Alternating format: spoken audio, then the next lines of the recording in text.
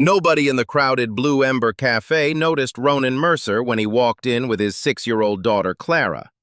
To them, he was just another tired single father in an old flannel shirt cutting a blueberry muffin into tiny pieces while the morning rain hammered against the windows of Chicago's financial district.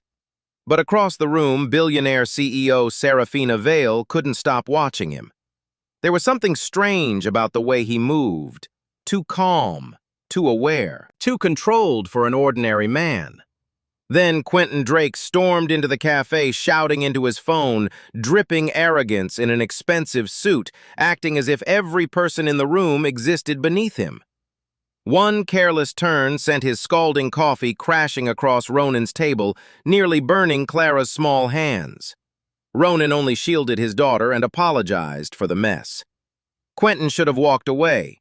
Instead, he laughed, called Ronan trash, mocked his daughter, and blocked their path to the door. The cafe went silent when Quentin leaned closer and threatened to use his lawyers to have Clara taken away. That was the moment something changed behind Ronan's eyes.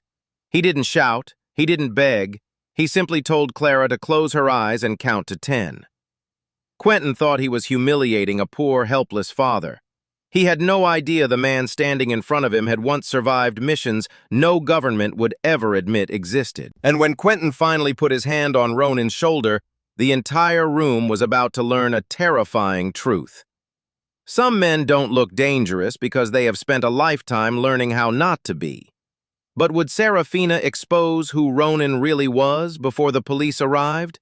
Or would Clara watch her father be taken away for defending her? The rain came down hard over Chicago that morning, turning the glass towers of the financial district into blurred silver shapes behind sheets of water, while inside the Blue Ember Café, the city's richest and most exhausted people gathered beneath warm lights, pretending the storm outside did not exist.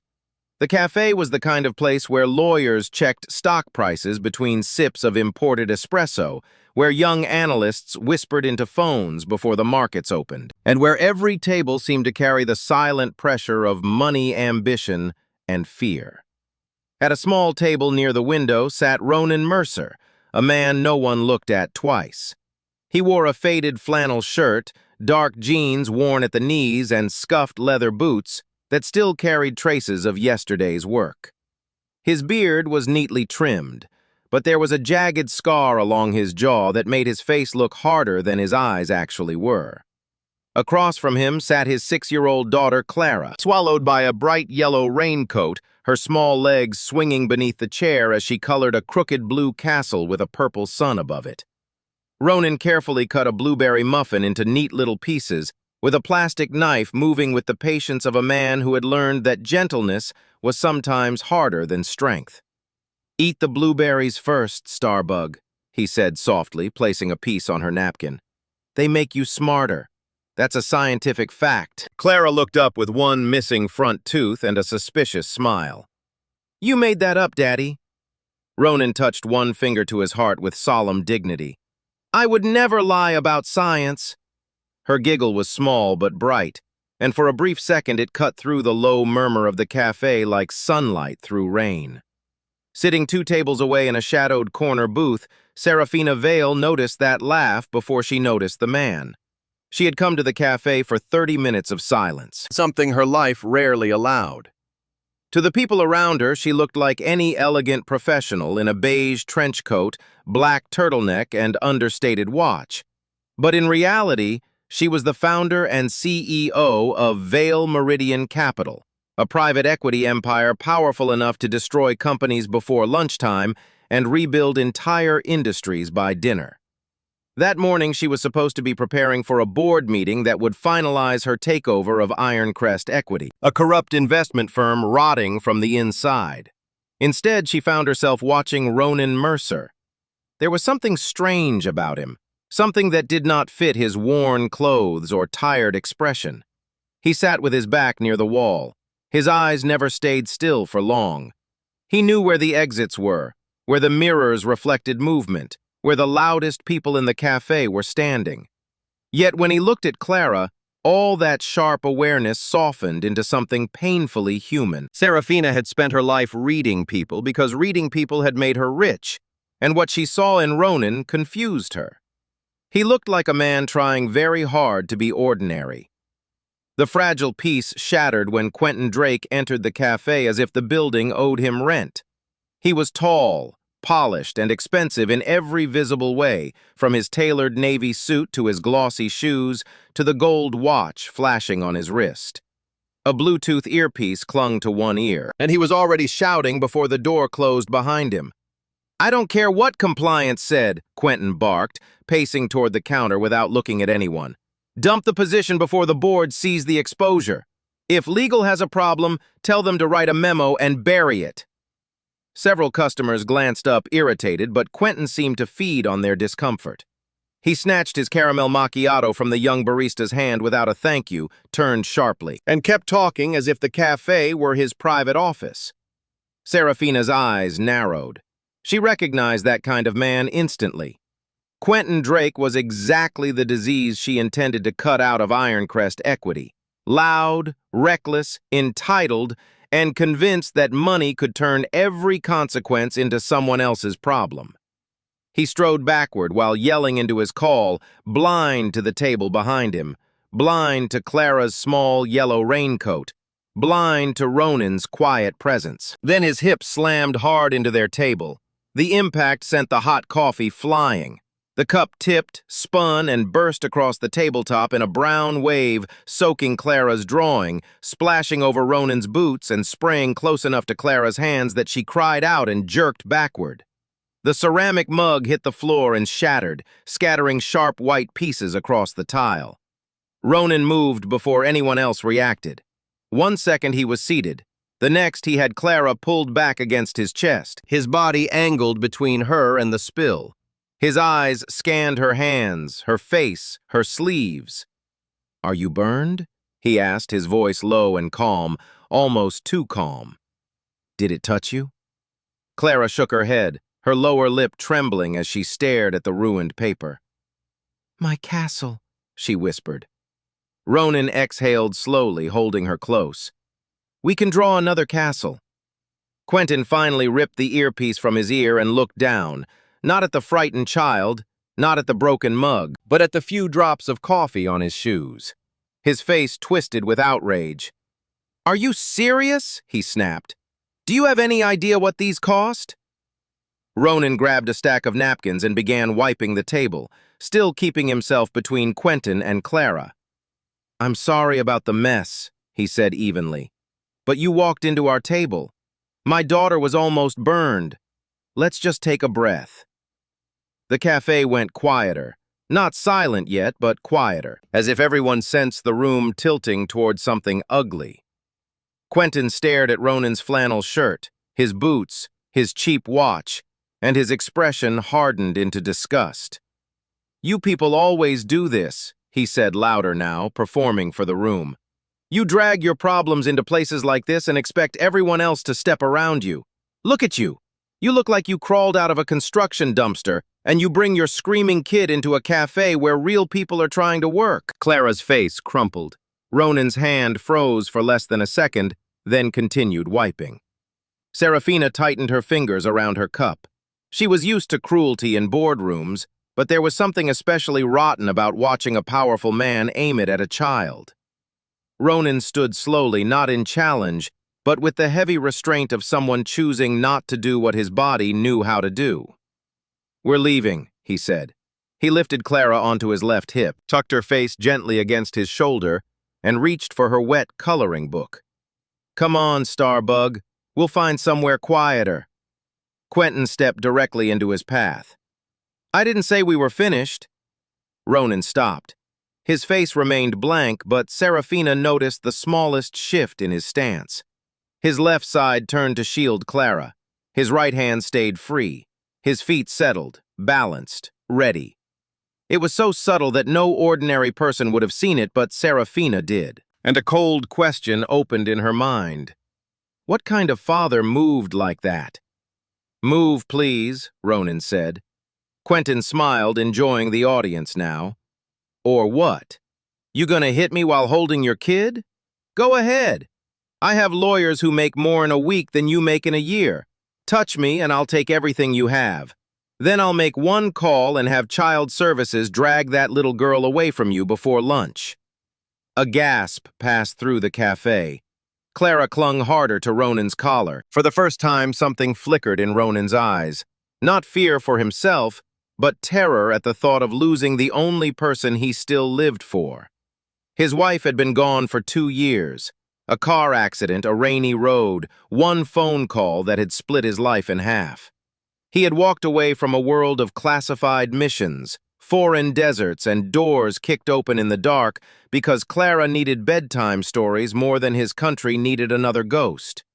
Since then, he had taken whatever work he could find, slept too little, counted every dollar, and swallowed every insult that came with being a poor, single father in a city that respected money more than sacrifice.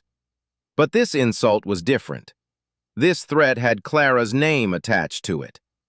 Ronan closed his eyes for one fraction of a second and breathed in, held it, breathed out. Seraphina recognized the rhythm immediately. Box breathing, combat breathing, a method used by people trained to keep their heart rate steady when the world turned violent. Before she could move, the cafe door opened again, and 2 large men in tailored suits stepped inside. Bryce Keller and Grant Voss. Quentin's loyal corporate enforcers spotted their boss and moved toward him with the eager arrogance of men who enjoyed being useful in the wrong way. "Problem here, Q?" Bryce asked, cracking his knuckles as his eyes traveled over Ronan and dismissed him instantly. Quentin's smile widened. "This loser ruined my morning and now refuses to show respect." Grant stepped to Ronan's other side, blocking the second path to the door. The manager, Tobias Lane, appeared from behind the counter, pale and trembling. "Gentlemen, please," he said weakly, then looked at Ronan as if the victim were the inconvenience. "Sir, maybe it's best if you just go." "He's not going anywhere," Quentin said. "Not until he apologizes on his knees." Clara began to cry. "Daddy!" "I'm scared." Ronan's face changed then. Not dramatically, not like rage. The warmth simply disappeared, locked away behind something cold, precise, and frighteningly empty. He kissed Clara's hair. "Close your eyes, Starbug," he whispered. "Count to 10 for me, just like we practiced." Clara buried her face against his neck. "1," she whimpered. Quentin laughed and shoved Ronan hard on the shoulder. "Pathetic." And in that instant, every person in Blue Ember Café unknowingly watched a foolish man put his hand on a door that should never have been opened. Quentin Drake's hand hit Ronan Mercer's shoulder with the careless confidence of a man who had spent his whole life believing the world would move aside for him. But the moment his palm made contact, the air inside Blue Ember Café changed. It was not loud at first. There was no dramatic roar, no wild swing, no explosion of anger from Ronan. There was only stillness, the terrifying kind that arrives a split second before lightning strikes. Clara's small face was buried in her father's neck, her eyes squeezed shut as she trembled and whispered, "2 still counting," because Ronan had told her to, still trusting him, because that was what children did when their whole world existed inside one pair of arms. Quentin expected Ronan to stumble backward. He expected shame panic, maybe a weak shove in return that would give him an excuse to ruin the poor man's life. Instead, Ronan's right hand moved so fast that Seraphina Vale almost missed it. He caught Quentin's wrist, stepped half a pace inward, and turned the man's own force against him with a motion so clean it looked less like fighting and more like a door closing. Quentin's face changed from arrogance to confusion, then from confusion to agony as his knees buckled and his expensive shoes slipped in the spilled coffee beneath him. He dropped toward the tile with a strangled sound, clutching his arm as if his body had betrayed him. The cafe froze. The young barista's hand hovered over the milk steamer. Tobias Lane, the manager, went so pale he looked carved out of paper. Bryce Keller, the larger of Quentin's 2 companions, stared down at his boss in disbelief for one heartbeat, then charged forward with a furious grunt Not because he understood what had happened, but because men like Bryce mistook size for power and noise for courage. Ronan did not put Clara down. He did not even shift her away from his chest. He pivoted just enough to remove his jaw from the path of Bryce's wild punch, let the man's momentum carry him past, and used a short, precise strike to fold him to the floor. It happened so quickly that the room seemed to process it in pieces, Bryce lunging, Ronan turning a heavy body, hitting tile, then silence again. Grant Voss, the second man, stopped dead. For the first time, his eyes showed doubt. A few seconds earlier, he had walked in expecting to intimidate a tired father in a faded shirt. Now Quentin was gasping on the floor.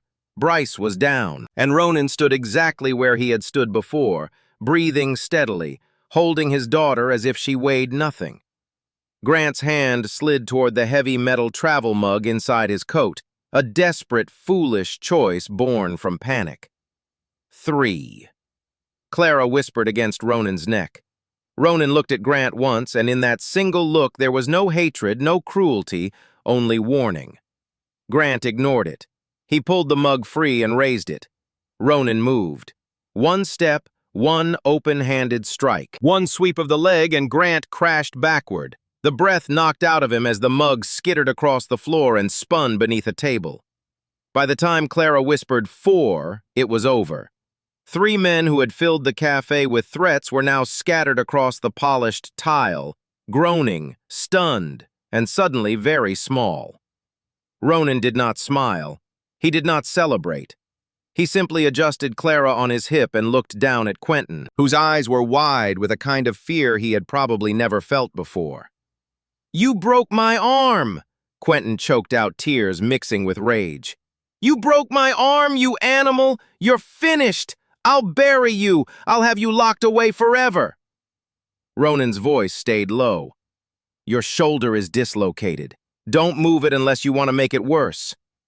The calmness of the statement frightened Quentin more than the pain. It was the voice of a man who knew exactly what damage had been done and exactly how much worse it could have been. Seraphina remained standing near her booth, her mind racing faster than the storm outside.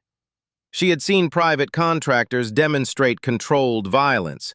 She had hired former soldiers, former federal agents, men with polished resumes and expensive tactical training. Ronan was different.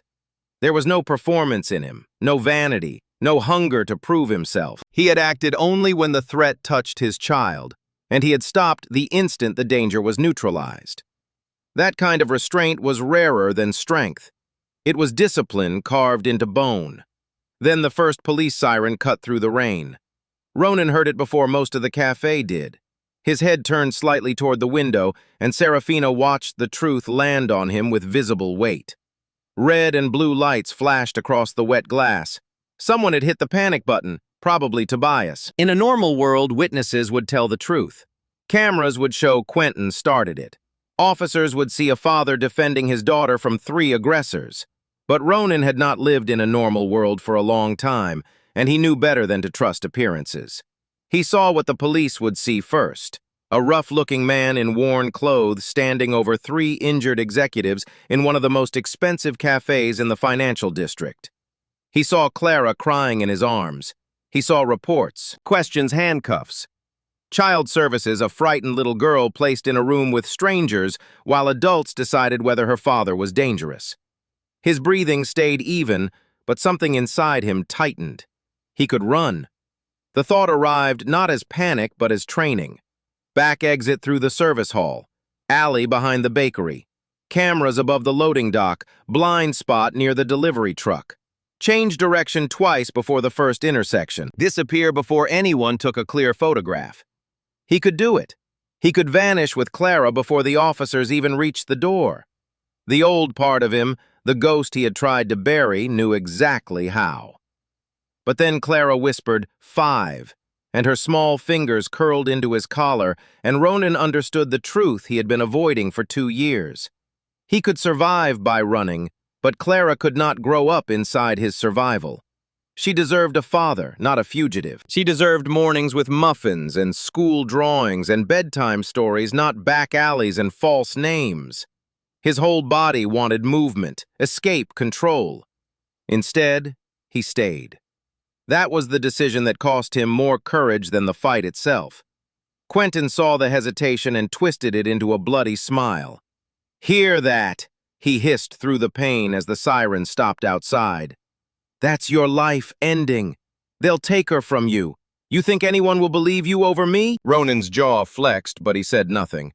He kissed Clara's temple and prepared himself to hand her to someone safe before the officers came in, even though the thought of letting go of her made his chest ache.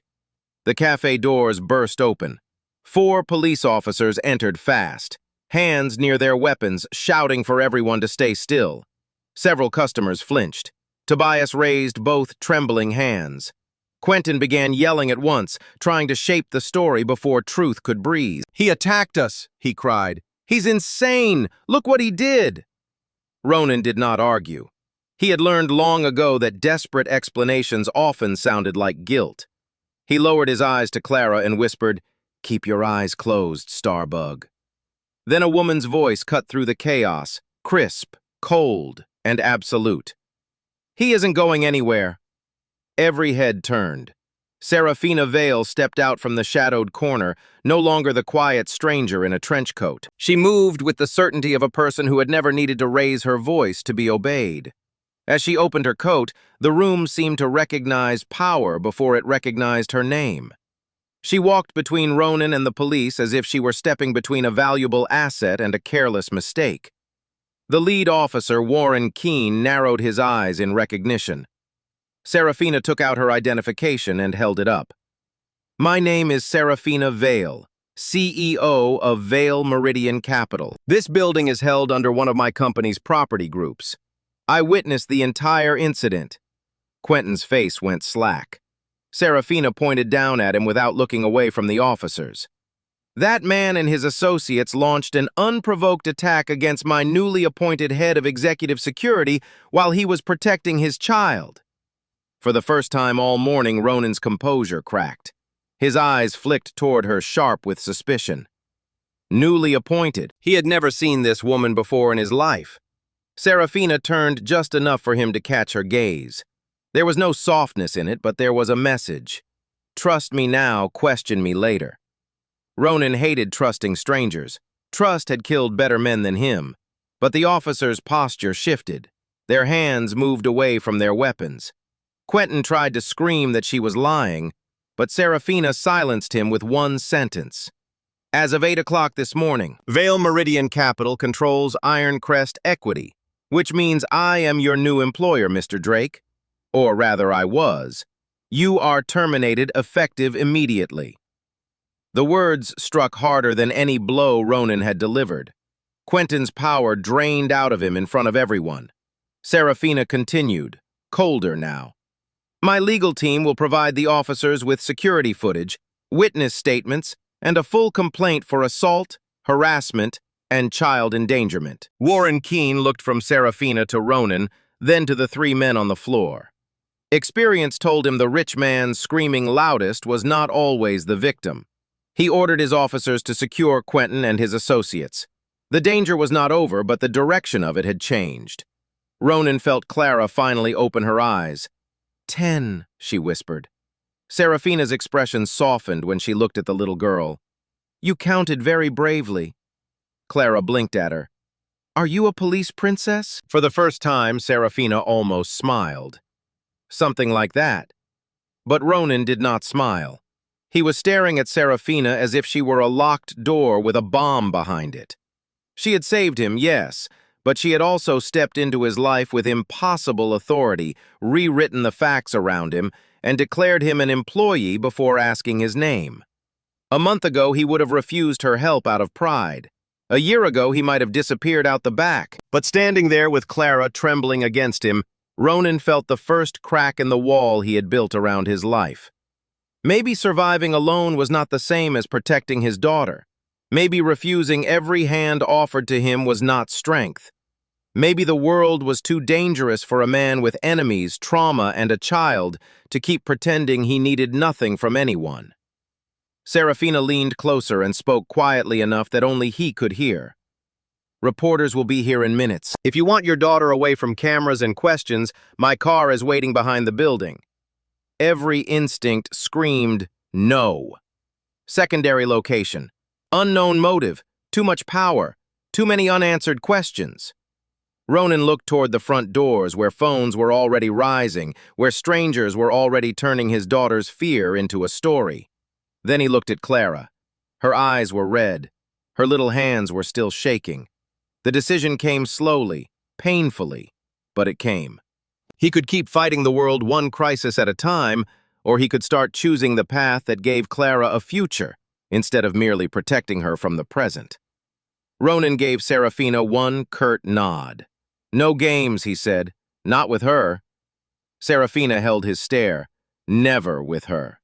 And for the first time since his wife died, Ronan Mercer followed someone else out of danger, not because he was weak, but because he was finally beginning to understand that protecting Clara might require more than his fists, his silence, and his past. The rear door of Seraphina Vale's armored SUV closed with a deep, airtight thud, cutting off the sirens, the shouting, and the storm-soaked chaos outside Blue Ember Café, as if someone had sealed Ronan Mercer and his daughter inside another world.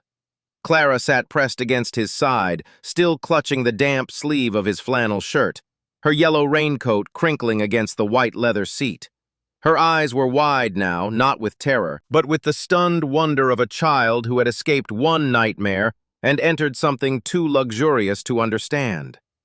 Soft lights glowed along the doors. A small screen displayed the weather. Bottles of sparkling water rested in a chilled compartment between the seats.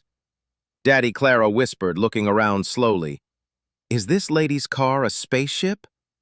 Ronan's mouth almost moved into a smile, but the old tension in his jaw held it back. Something like that starbug across from them. Seraphina sat with the posture of a queen who had survived too many wars to be impressed by the battlefield.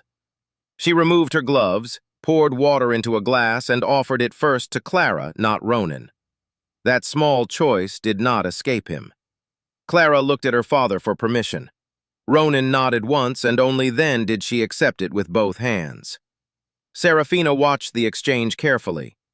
"You teach her caution. I teach her to stay alive," Ronan said. "There's a difference." "Sometimes," Seraphina replied. "Not always." The SUV pulled out through the service exit behind the cafe, leaving the police lights behind.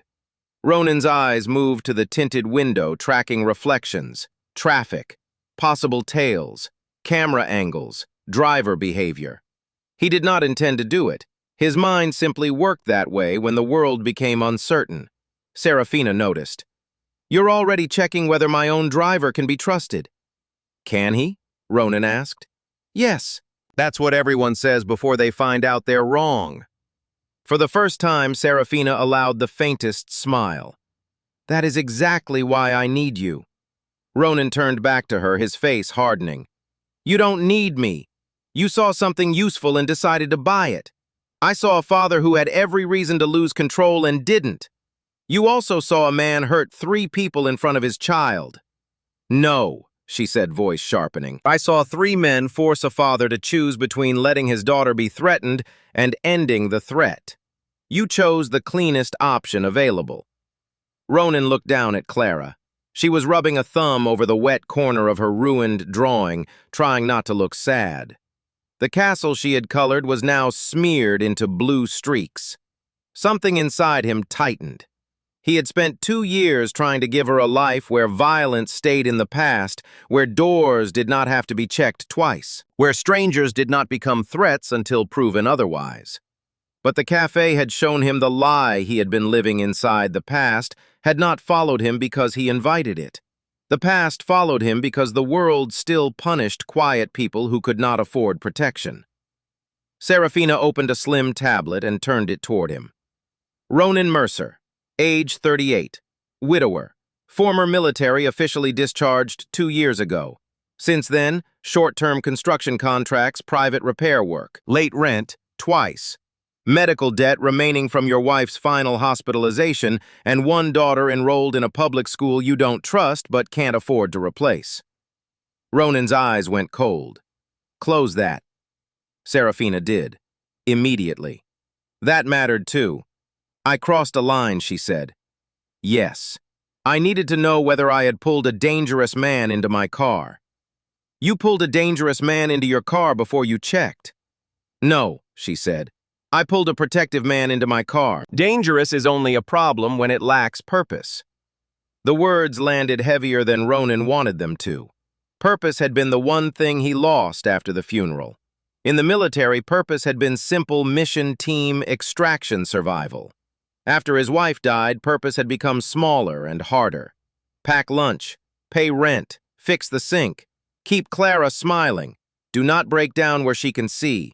Do not become the man the nightmares remember. Seraphina leaned forward. Ironcrest equity is not just corrupt, it is desperate. Today's takeover will expose fraud, illegal trades, and internal sabotage. Quentin Drake was one symptom, not the disease. The men above him have already threatened me twice. My security team is strong, but predictable.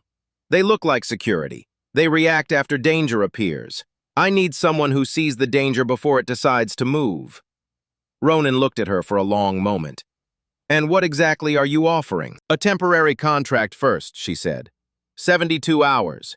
You assess my security, identify vulnerabilities, and help me get through the Ironcrest board transition without bloodshed.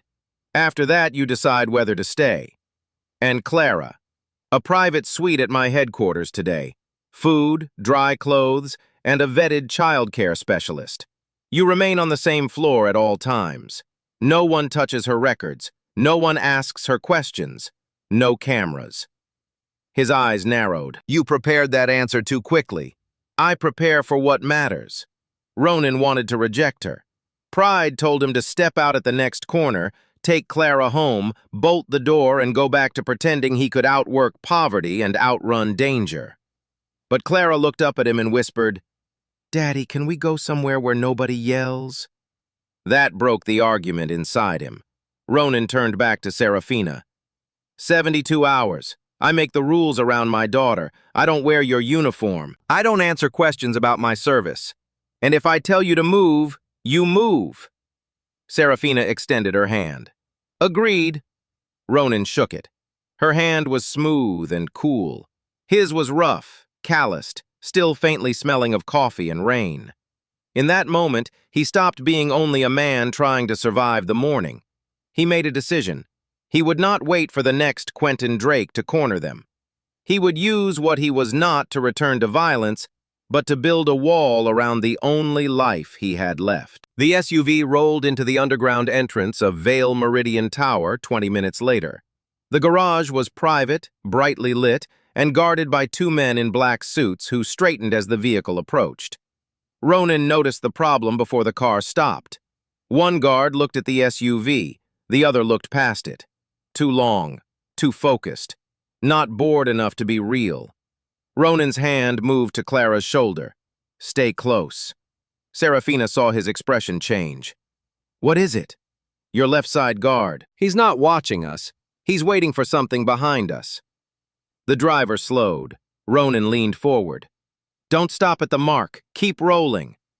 The driver hesitated, trained to follow protocol, not strangers in flannel. Now Ronan said, and there was enough command in his voice that the driver obeyed. The SUV rolled 3 car lengths beyond the usual drop-off point. At that exact second, a delivery van parked near the service elevator burst open. 2 masked men stepped out, one holding a camera rig too bulky to be a camera, the other reaching inside his jacket. The fake guard turned panic flashing across his face as the plan collapsed too early. Seraphina's security detail reacted late, shouting into radios. Ronan was already moving. He shoved Clara low behind the seat and locked eyes with her. Hands over ears. Count again. Her face went pale, but she obeyed. 1. Ronan pushed open the SUV door before Seraphina could stop him. He did not charge blindly. He used the door as cover. Scanned hands, first faces, second, exits, third. The man with the fake camera lifted it toward the SUV, and Ronan saw the dark cylinder inside the housing. Not a lens, a launcher. Smoke or chemical, maybe worse. He grabbed the nearest guard by the back of his suit and yanked him down just as a canister fired, smashing against the wall where Seraphina's door should have opened. Thick gray smoke exploded across the garage. The second masked man ran toward Seraphina's side of the SUV. Ronan intercepted him halfway, drove him into the concrete pillar with brutal efficiency, stripped the weapon from his hand, and pinned him there without breaking a bone he did not need to break. "Who sent you?" Ronan growled. The man coughed, eyes watering from the smoke. "Ironcrest," he gasped. "They said she'd be alone." Ronan looked back through the haze. Seraphina stood beside the SUV, now one arm around Clara, shielding the little girl with her own body, while her official guards scrambled to recover. That image struck him harder than the attack. Seraphina Vale, billionaire predator of boardrooms, woman who could buy armies, had put herself between danger and his child without hesitation. The unexpected realization forced something in Ronan to shift again. This was no longer just a contract. The threat that had reached for Seraphina had reached the space where Clara stood. That made it his war. As alarms began howling through the garage, Ronan released the attacker into the grip of a recovering guard and walked back to Seraphina through the smoke. "Your security has a leak," he said. Seraphina's face was calm, but her eyes were burning. "Can you find it?"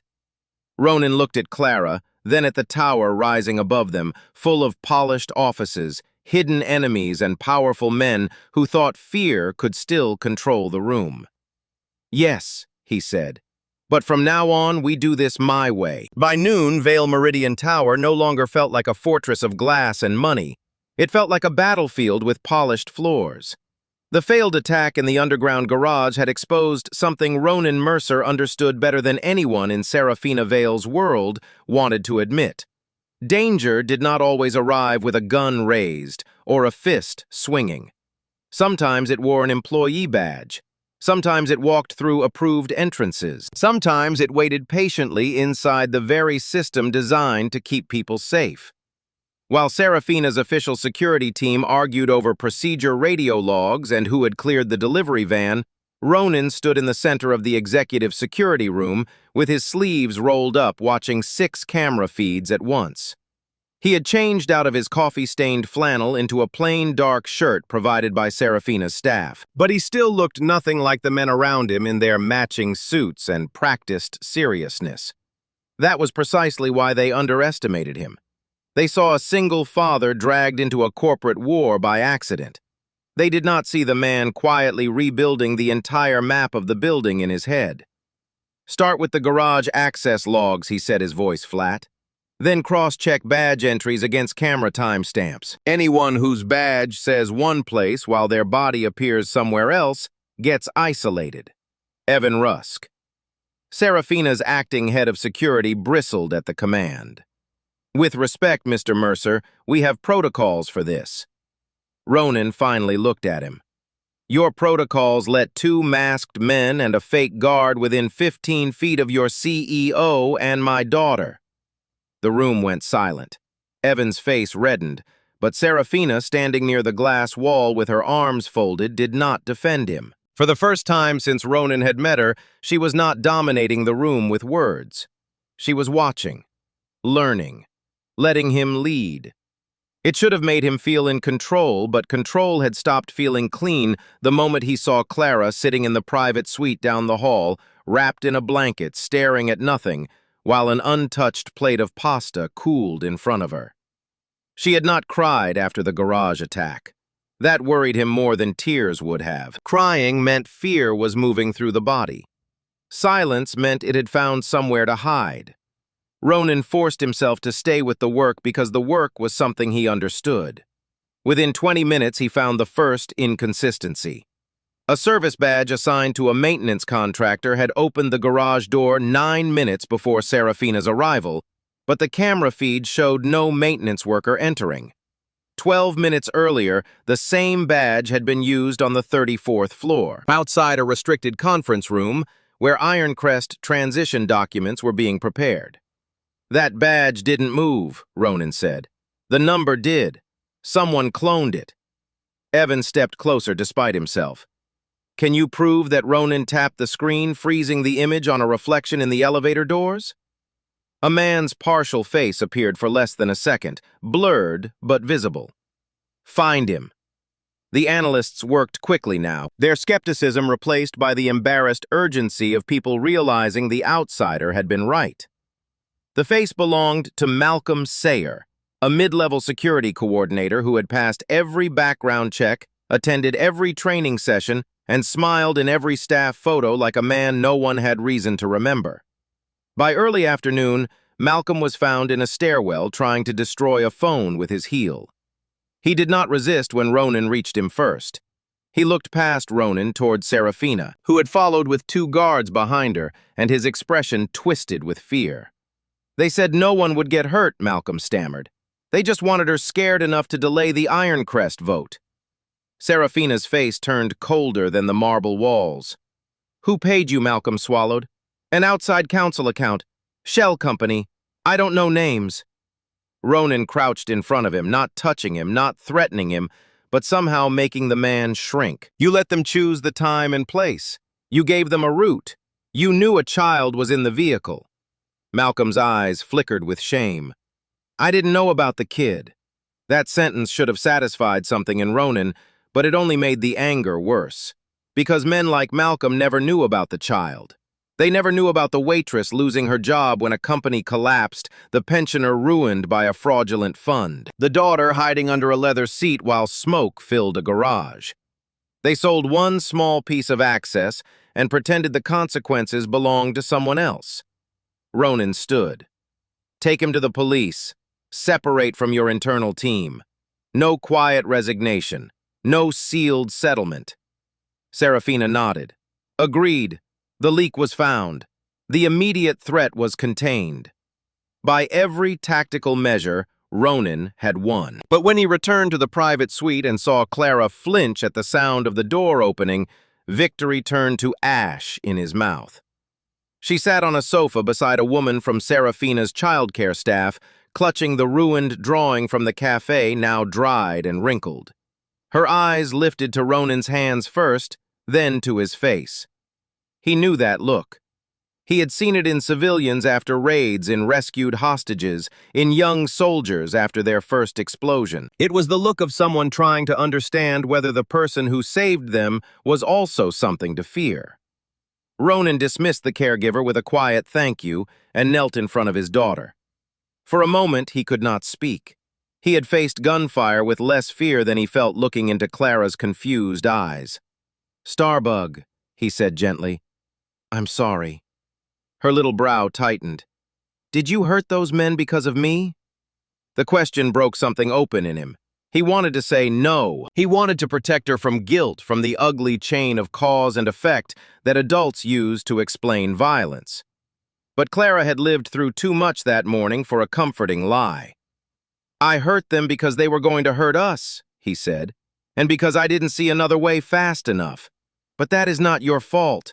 None of it is your fault. Clara looked down at the paper in her hands.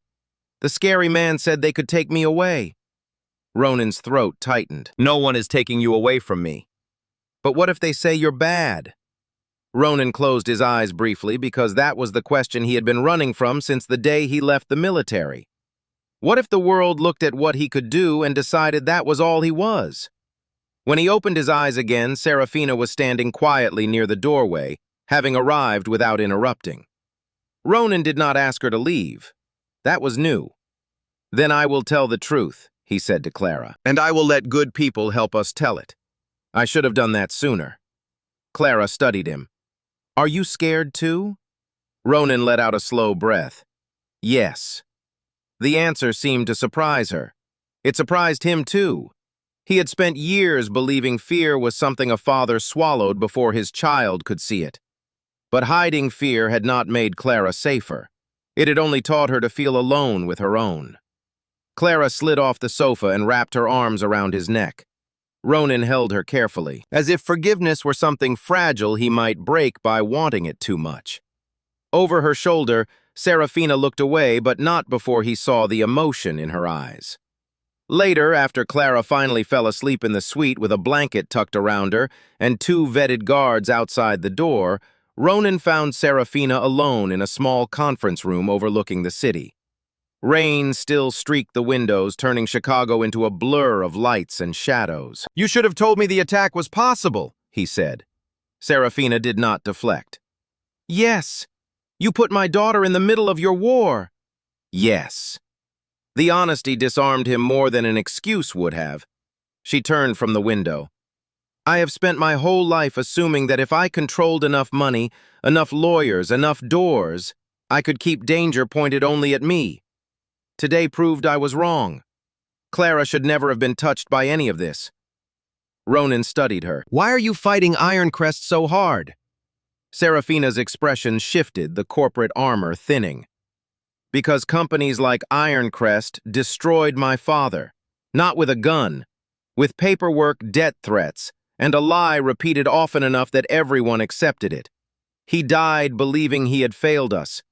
Years later, I found out he had been framed to protect men just like Quentin Drake." The room settled into silence. For the first time, Ronan saw the wound beneath Seraphina's empire. She was not only buying corrupt companies to make money. She was hunting the kind of power that had once made her helpless. Ronan understood that kind of mission. He also understood what it could cost. "Revenge keeps you moving," he said quietly. "It doesn't tell you when to stop." Seraphina looked at him for a long time.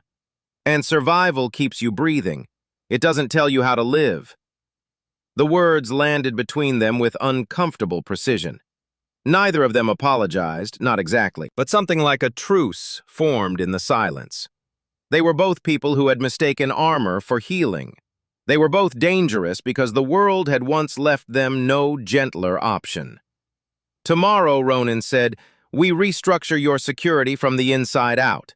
No more theater, no more predictable routes, no more loyalty assumed because someone passed a background check. And Clara stays outside the blast radius." Seraphina nodded. "Done. And you stop making decisions for me before asking." A faint, tired smile touched her face. "I'll try. Try harder." This time she almost laughed. By evening, the first repairs were already in motion. Malcolm Sayer was in police custody. The fake contractor network was being traced. Quentin Drake's public statement accusing Ronan of assault collapsed when Café footage surfaced showing the shove, the threats, and Clara crying in her father's arms. For the first time, the story was not about a violent man in worn clothes. It was about restraint, corruption, and a father cornered by people who believed wealth made them untouchable. Ronan watched the footage only once. He hated seeing himself move like that. But he no longer looked away from what he was. That was the beginning of his transformation. He was not the ghost from his classified past, and he was not merely the struggling widower trying to disappear. He was a father who could choose when to fight, when to trust, and when to build something safer than his own silence. As night settled over the tower, he returned to Clara's room and found her awake, holding a fresh sheet of paper Seraphina had given her. On it, she had drawn a new castle, bigger than the first, with 3 figures standing at the gate, a little girl in yellow, a tall man in black, and a woman in a long beige coat. "This one has stronger walls," Clara whispered. Ronan sat beside her and kissed her hair. "Good," he said softly, "but it also needs windows." Clara looked up. "Why?" Ronan glanced through the glass door where Seraphina stood speaking quietly with her team, no longer a stranger. Not yet family, but something beginning. "Because walls protect you," he said. "But windows remind you the whole world isn't the enemy." The next morning, the storm finally broke, but the sky above Chicago remained heavy and gray, as if the city itself were waiting for the final truth to surface. Inside Vale Meridian Tower, the Ironcrest transition meeting had been moved from a polished conference room to the main executive boardroom. Not because Seraphina Vale wanted spectacle, but because Ronan Mercer had insisted on controlling the space. Every entrance had been reassigned, every badge re-verified, every camera feed duplicated to an independent server, and every person entering the room was checked by a security team that no longer moved like expensive decoration. They moved like people who understood failure had consequences. Ronan stood near the glass wall in a charcoal suit Seraphina's tailor had altered overnight, though he still looked uncomfortable in it, as if fine fabric could not disguise the man beneath. Clara was safely upstairs in the private family suite with 2 trusted guards, a caregiver she had personally approved, and a fresh box of crayons large enough to rebuild an entire kingdom on paper. Before Ronan left her that morning, she had taken his hand and asked, "Are you going to fight today?" He had crouched in front of her and answered honestly, "I'm going to stop a fight before it starts." That answer had stayed with him for years. He had believed protection meant absorbing danger into his own body until nothing reached his daughter. But now, standing beside Seraphina, as Ironcrest's directors filed into the boardroom with pale faces and expensive watches, he understood that real protection also meant exposing lies, changing systems, and refusing to let men like Quentin Drake hide behind money after the damage was done. Quentin arrived last, not as a guest, but escorted by his lawyer and 2 officers. His arm was immobilized, his face swollen with humiliation, but his eyes still carried the desperate arrogance of a man who believed one final performance might save him. "This is absurd," he snapped the moment he entered. "I was assaulted by your hired thug, and now you're staging a corporate execution to cover it up." Seraphina did not rise from her chair. "Sit down, Mr. Drake. I don't work for you." "No," she said calmly. "You don't work for anyone in this industry anymore." A murmur moved across the table.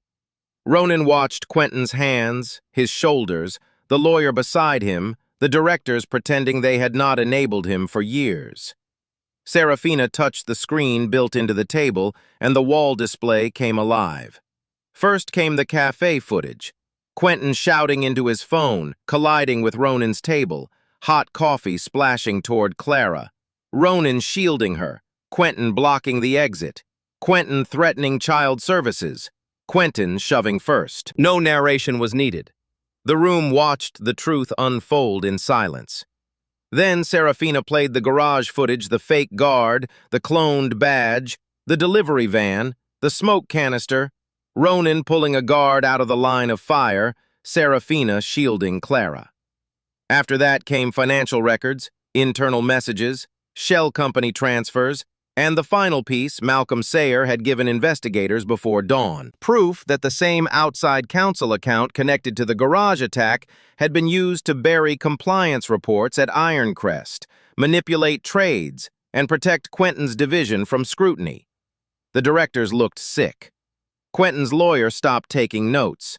Seraphina stood at last not with triumph, but with the terrible quiet of a woman who had waited years to say something no one could silence. Ironcrest did not become corrupt because of one man, she said. It became corrupt because powerful people learned to look away as long as profit kept arriving on schedule. Yesterday, that corruption followed me into a garage.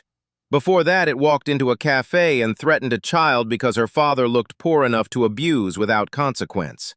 That ends today. Quentin slammed his good hand on the table. You think you're clean. You buy companies, gut them, and call it justice. You're no different. For a moment, something flickered across Seraphina's face. Not doubt exactly, but the sting of a wound touched in the right place. Ronan saw it. He also saw the old version of her rise to answer the corporate weapon sharpened by grief. But she stopped herself. She breathed once slower this time, and when she spoke again, her voice had changed. Maybe I was becoming too much like the thing I hated, she said. Maybe revenge taught me how to win and forgot to teach me what to rebuild. That changes today, too. She turned to the board. Vale Meridian will complete the takeover of Ironcrest, but not as a silent liquidation. Every fraudulent trade will be reported. Every executive who signed off on misconduct will be removed. Every employee pension harmed by these schemes will be restored before shareholders receive $1. And the security division will be rebuilt under Mr. Mercer's authority with one purpose: to protect people, not reputations. All eyes shifted to Ronan. He felt the weight of the room, the old discomfort of being seen. Part of him wanted to step back into the shadows where he had lived since leaving the military. But then he thought of Clara's stronger castle with windows, and he realized this was one of those windows. He stepped forward. "I am not here because I want power," he said. "I'm here because yesterday my daughter learned that some people think money gives them the right to frighten anyone smaller than them. I can't erase that moment for her, but I can make sure she sees what comes after. Not revenge, accountability." Quentin laughed bitterly. Listen to him, a soldier playing philosopher. Ronan looked at him and the room quieted further. No, a father trying not to teach his child that fear is the only language men understand. The words landed harder than anger would have. Warren Keene, the detective from the cafe, entered then with a folder in hand. He spoke briefly to Seraphina, then addressed the room. Malcolm's testimony had been verified. Arrest warrants had been approved. Quentin Drake was being charged not only for the cafe assault and child endangerment, but also conspiracy obstruction and involvement in the attempted intimidation attack at Vale Meridian Tower. 2 Ironcrest directors were named as cooperating targets. One tried to stand, but an officer blocked the door. For the first time, Quentin had no crowd to impress, no subordinate to hide behind, no legal threat strong enough to rewrite the facts. He looked at Ronan with naked hatred. "You ruined my life." Ronan shook his head. "No, you finally met someone you couldn't scare." Quentin was taken out in handcuffs while the directors sat frozen, listening to the sound of polished shoes and metal restraints fade down the hallway. The climax did not feel like victory at first. It felt like the silence after a fire alarm stops when everyone is still waiting to learn what burned. Seraphina dismissed the board and remained by the window, staring over the city. Ronan approached, but did not speak immediately. He had learned that silence could be a wall, but it could also be a bridge if used gently. "You meant what you said," he asked, "about rebuilding." She nodded. "I spent so long punishing men like the ones who destroyed my father that I forgot punishment is not the same as healing. Your daughter reminded me yesterday. So did you." Ronan looked down, uncomfortable with gratitude when it came from someone as powerful as her. "Clara reminded me too." "Of what?" "That protecting someone doesn't mean keeping the whole world away from them. It means helping build a world they don't have to fear." Seraphina's eyes softened. "That sounds harder than fighting." "It is." Later that evening, the 3 of them returned to the top-floor suite where Clara had turned the coffee table into a battlefield of crayons, paper castles, and pink towers. When she saw Ronan, she ran to him so fast one of her shoes slipped off. He lifted her into his arms, and this time he did not hide the tears that rose unexpectedly in his eyes. Clara touched his cheek. "Did you stop the fight?" Ronan kissed her forehead. "We did." She looked over his shoulder at Seraphina. "Did the police princess help?" Seraphina smiled, a real smile now unguarded and warm. "A little." Clara considered this, then held out a drawing. It showed 3 people standing in front of a castle with strong walls, wide windows, and a bright yellow door. Above them, in uneven letters, she had written, "Home is where nobody has to be scared." Ronan stared at the words until his vision blurred. For 2 years, home had meant keeping the rent paid, the lights on, the nightmares quiet, and the memories of his wife alive, without letting grief swallow him whole. But now, home felt larger. It was not just a place he protected alone. It was something built between people brave enough to trust each other after pain had taught them not to. Seraphina quietly stepped beside him. "I meant the offer," she said. "Not because I want to buy your loyalty, because I think we can build something better than what either of us survived." Ronan looked at Clara, then at the woman who had entered his life like a storm and somehow left the air clearer. "No more deciding my life for me," he said. "No more running from help when it's real," she replied. Clara looked between them with the seriousness of a tiny judge. "So are we friends now?" Ronan laughed softly, the sound rusty but genuine. Seraphina knelt to Clara's height. "I would very much like that." Months later, Blue Ember Café reopened after renovations under new ownership, with a small brass plaque near the window that read, "Kindness is strength before it becomes action." Ronan never liked the attention, but he brought Clara there once, on a clear morning full of sunlight, and they ordered blueberry muffins. Seraphina joined them without security crowding the door.